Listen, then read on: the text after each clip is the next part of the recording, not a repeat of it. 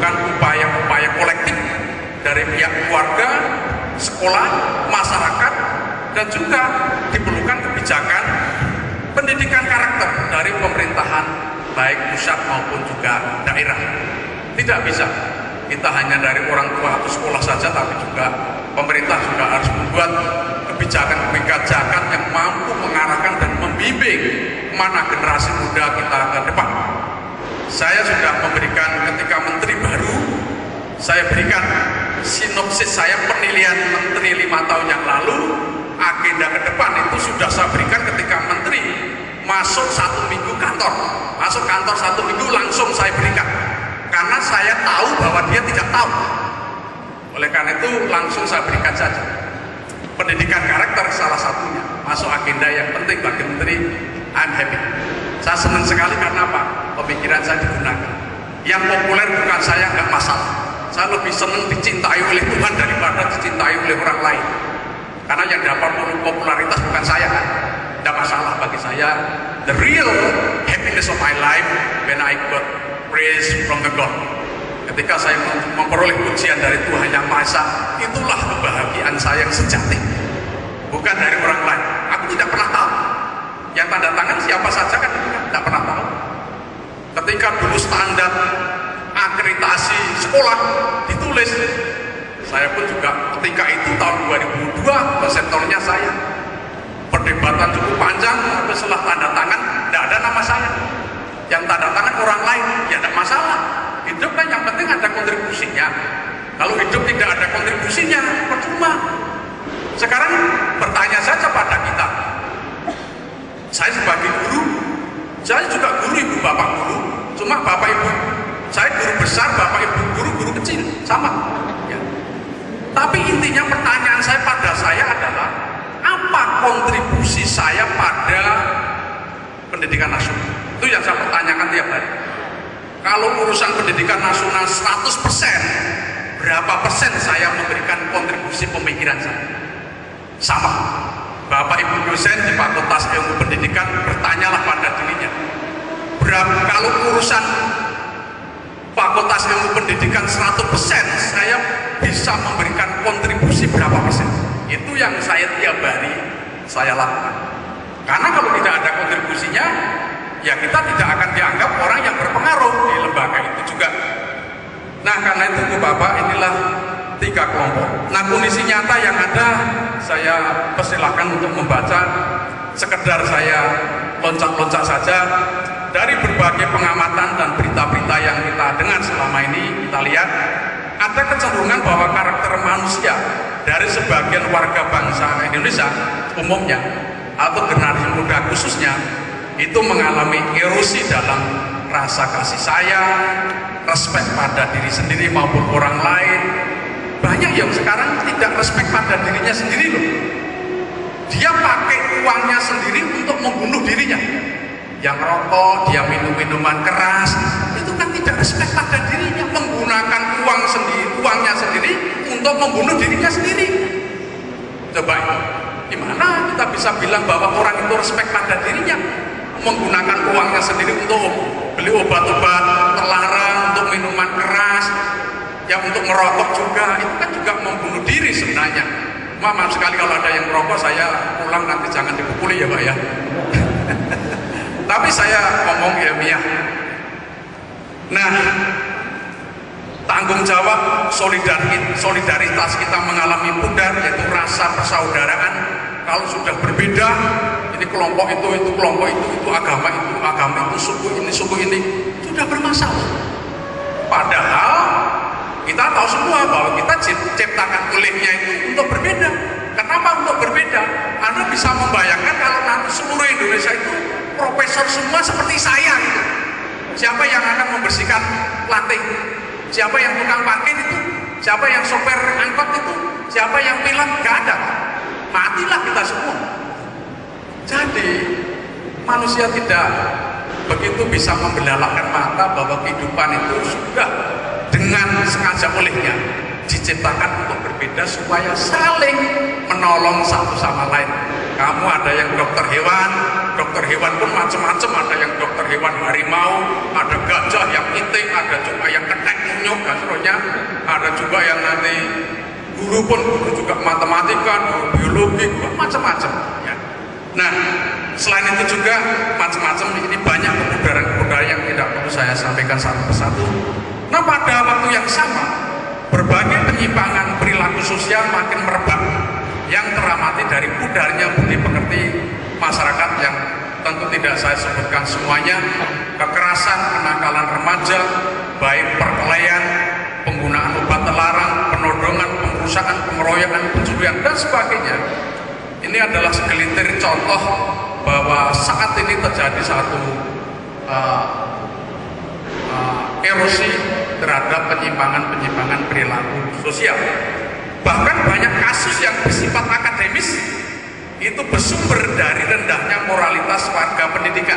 Misalnya plagiat, dia mengambil satu paragraf tanpa menyebut siapa yang menulis itu sudah bandit pendidikan ya.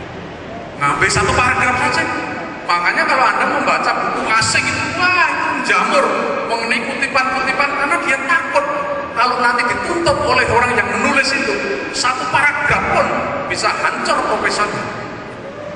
Nah, kalau di Indonesia itu sampai mengutip, ada yang seorang profesor mengutip itu sampai 2 halaman diambil persis tanpa menunjukkan namanya. Orang ini hanya tinggal tunggu waktu saja. Kapan dia selesai profesornya untuk tidak menjadi profesor. Nah, tetapi lalu saya kadang-kadang sudahlah, itu urusan dia sendiri aja.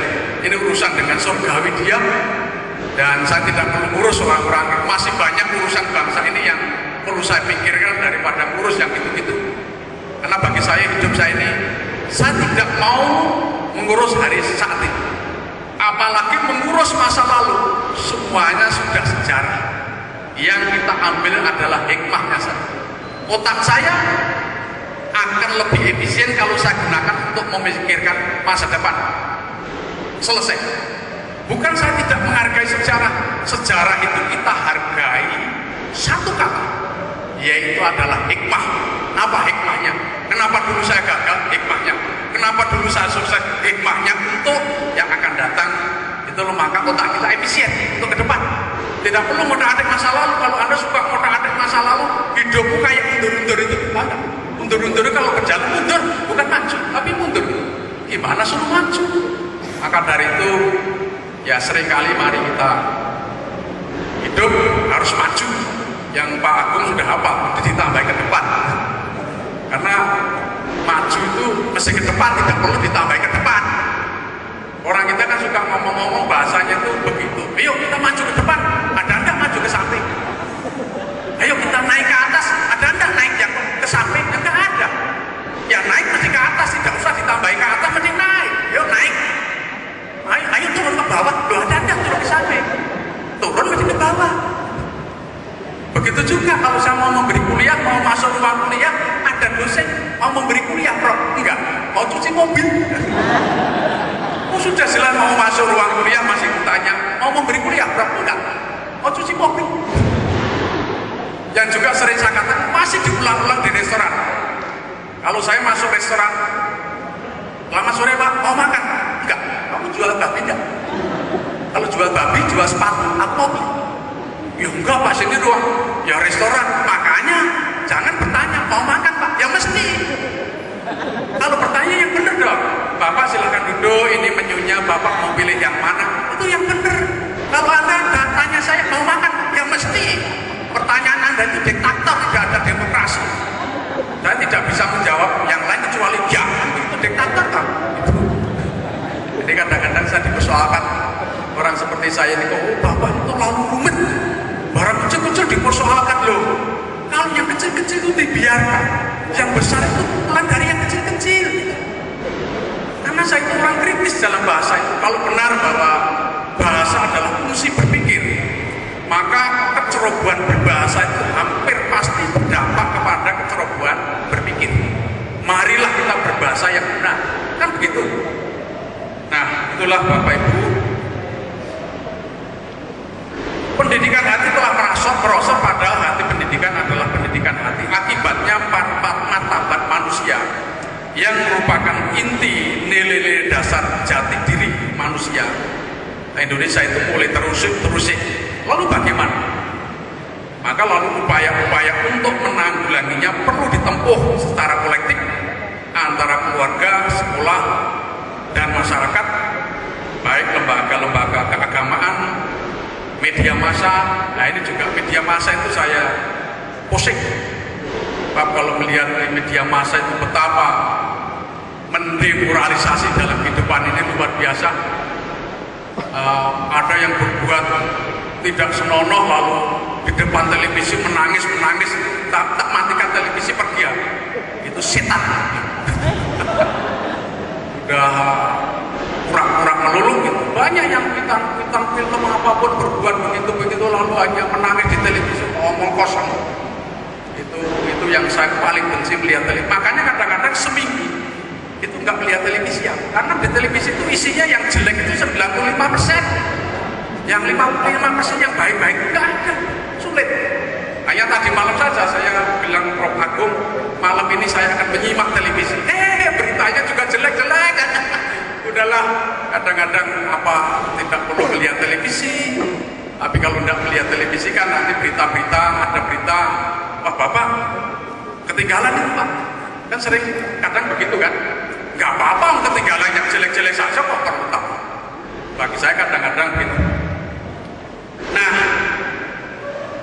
lalu tujuan pendidikan tadi sudah saya katakan yang pada dasarnya sepintas sudah saya sampaikan, yaitu mengembangkan kualitas dasar, penguasaan ilmu pengetahuan, kemudian mengembangkan jati diri sebagai warga bangsa Indonesia, bagaimana menjadi orang yang betul-betul membela Undang-Undang Dasar kita, Pancasila kita, NKRI kita, dan juga Bhinneka Tunggal Ika. Bhinneka Tunggal Ika inilah yang harus kita jadikan dasar untuk mendidik anak-anak kita. Kita punya agama yang berbeda, punya suku yang berbeda, punya ras yang berbeda, punya golongan yang berbeda, asal-usul yang berbeda. Ini juga yang harus kita ajarkan. Mari kita ajarkan Bhinneka Tunggal Ika. Bukan sekedar multikultural, itu lebih rendah. Kita punya kekayaan Bhinneka Tunggal Ika masih membaca-baca multikultural. Orang ini konyol sekali. Bhinneka Tunggal Ika itu lebih daripada multikultural. Karena kita di negara Indonesia, mari kita junjung tinggi Pancasila. Mari kita junjung tinggi Undang-Undang Dasar. Mari kita bela NKRI. Mari kita hargai Bhinneka Tunggal Ika.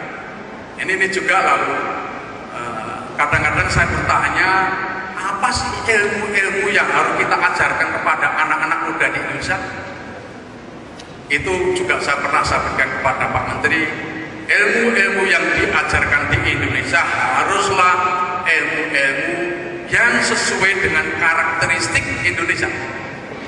Indonesia banyak tambang, mari mahasiswa kita supaya bisa mengelola tambang. Jangan dikelola oleh orang Amerika, oleh orang Australia, kita hanya dapat 12%. Percuma kita punya tambang banyak.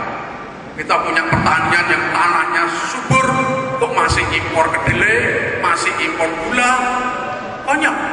Kita itu di mana-mana bisa menggembala sapi, menggembala kambing, kok masih impor lembu dari Australia. Konyol juga. Jadi lalu gimana kita ini?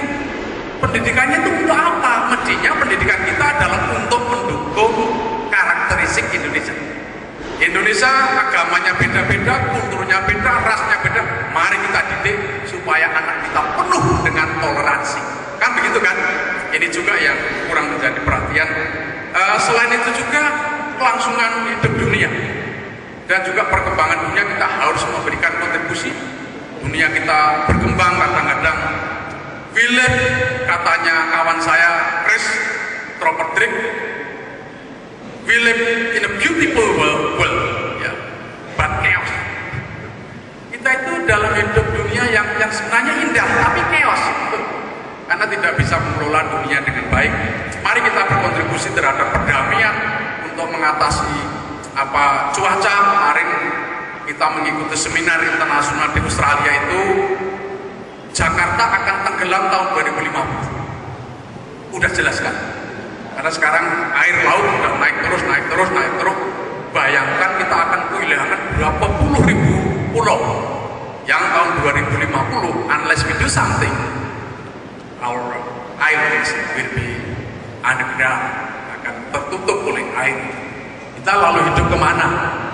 Itu kan menjadi pertanyaan-pertanyaan yang sangat mendasar. Tapi nggak tahu bagaimana cara mengatasi, karena manusia itu pada dasarnya selalu menikmati saat ini, tidak pernah memikirkan setelah saat ini. Itu yang menjadi dilematik. Ini sudah saya sampaikan semua.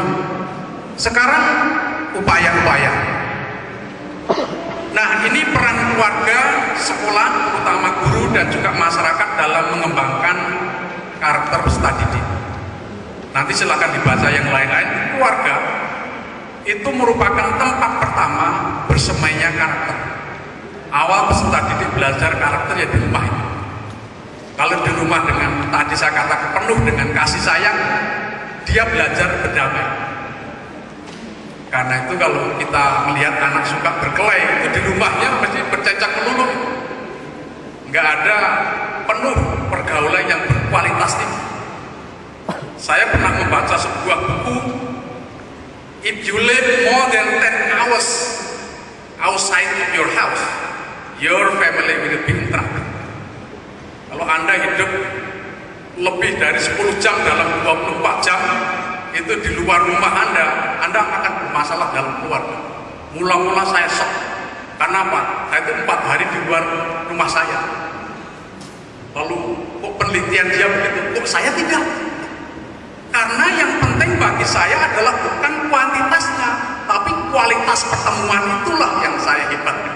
Ketika saya dijemput istri saya peluk, ngomongnya yang enak-enak, penuh kasih sayang, ketemu anak-anak kita rangkul. Gimana belajarnya? Enak, bagus deh, bagus Pak, aku dapat itu bagus, udah penuh dengan kualitas. Jadi pertemuannya tidak lama, tapi kualitasnya tinggi daripada pertemuan tiap hari tapi marah-marah melulu. Ya, saya tentu saja tidak akan begitu kan, tapi kualitas dalam rumah tangga itulah yang saya tinggikan, saya dobelkan sekian lipat. Karena kualitas kehidupan di rumah tangga itu akan menentukan kebahagiaan. Saya tidak tahu Bapak Ibu tidak harus setuju dengan saya. Saya pertama hidup memang saya utamakan nomor 1 kepada Tuhan Yang Maha Esa. Yang kedua kepada istri saya. Kenapa? Kenapa kok tidak ke anak dulu? Karena kalau dengan istri saja nggak bagus, pasti dengan anaknya nggak bagus juga kan? Makanya biar untuk contoh ya dengan istri dulu yang bagus, yang ketiga dengan anak, lalu yang keempat dengan pekerjaan saya. Saya tidak mau mencintai pekerjaan nomor 1 dibanding istri saya, nggak mau. Kalau istri saya bilang ini kan suruh ceramah di Aceh, wah aduh jauh nggak usah saja, ya sudah nggak usah. Karena saya menganggap istri saya lebih penting daripada pekerjaan saya. Nah ini kadang-kadang juga mengambil keputusan pilihan-pilihan dalam hidup itu harus mengingat. Hidup adalah pilihan. Mau pilih apa sih? Anda mau tidur melulu juga gak masalah. Anda mau belajar terus juga gak masalah. Silahkan pilihan. Life is a choice. Kehidupan adalah pilihan. Mau pilih yang mana? Tentu akan saya pilih sesuai dengan prioritas dalam hidup saya. Utamakan saya kepada Tuhan Yang Maha Esa. Yang kedua ke istri saya.